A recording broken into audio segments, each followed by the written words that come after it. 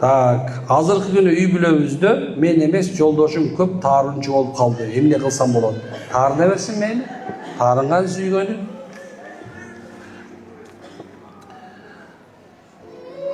Эркектер көп аялдардын түйүнө жүрсө, аялдын сыпаты өтүп кетет деген шариатта сөз бар.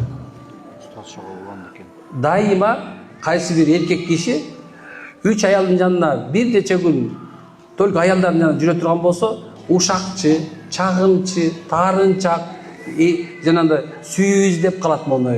Шыйпаңдап аялдарды жанагындай бетине упасы көп калат. Ошон үчүн эркектер субхан эркектердин жанында жүрүүгө аракет кылгыла. А таза эркектер бул мечитте болот. Түшүнүктүү болдубу? Таза эркектер мечитте болот. Анан Эрмек болду айтканда барып туруп нардан дүйнө отурабы, эркектердин жанында отурам депчи. Макулбу? Бул таарынып калган себеби да ошо. Сиз күйөөңүзгө корооз союп, корооздун этин бериңиз. Бир о тип китебинде келет. Эгер эркек кишиде жана аялдын сыпаттары пайда болсо, 5 жана корооз бар го, 5 күн корооздун шорпосун жиргире дейт. Эркектик пайда болуп калат экен.